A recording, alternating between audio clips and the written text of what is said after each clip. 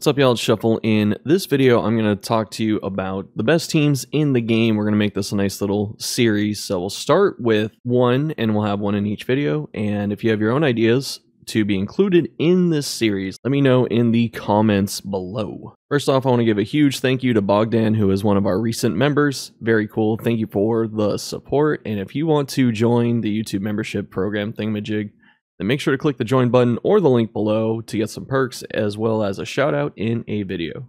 Naturally, the first team for the first video should be the beginner team. This team is actually super good, all things considered, especially with the recent changes.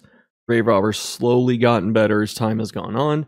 The other three characters are still powerhouses, so it ends up working out very well. The starter team, if you don't know, is obviously Man-at-Arms, Highwayman, Grave Robber, Plague Doctor. You can move them around to different orders, but that's how it generally comes. That's the unusual suspects, and it's good at a lot of things. In terms of what a team needs, it covers all of the bases. It has a tank that can guard and taunt, has some pretty good reach on damage, especially after you get some shrines, and then it has damage over time, two different sources. It has bleed and blight if you need them, and even burn, actually. So there's just a lot of ways to do damage across multiple ranks and damage types with this team, so it's really good for that. There's also a very flexible team. It is a team that can get itself back into position relatively easily, especially when Grave Robber starts getting her later shrines like Lunge and Shadow Fade and stuff.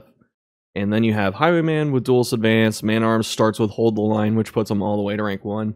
So this team is very hard to disrupt. Combine that with the different stuff their paths can do, and it's a very well-rounded and flexible team. As for what this team is bad at, I honestly challenge you to think of something, because it really just does everything pretty well. It doesn't have any bad matchups or anything, but the only thing I would say that might be a potential weakness is, even though we're considering this as a maxed out team, is that Grave Robber does need a lot of shrines, but also her shrines are not the priority. As for regions, as I said before, this team has no bad matchups, so it can go anywhere. Doesn't matter, any of the 4 base regions, any of the mountain bosses, it can succeed rather handily. It's got an answer to pretty much every situation, and that's mostly because it can be mobile when it needs to, and Man-at-Arms has a lot of tools to disassemble all of the tough encounters. As far as upgrades are concerned, I know this is a viewer requested type of tip, so what I normally upgrade when I run a team like this is Bolster. That's the first one, just because the stress heal is really nice to have. And the second is Plague Grenade. Plague Grenade does way too much damage for Plague Doctor. She does not deserve it, but since it is very strong right now, I would recommend upgrading those two first, so you can keep your team healthy in terms of stress and take down both backline enemies relatively easily. The next upgrades I would recommend are Take Aim, some Highwayman damage skills. So if you're using, one of the range moves, upgrade that. If you're using Wicked Slice, Open Vein, depending on path and whatever, Point Blank Shot, then upgrade that.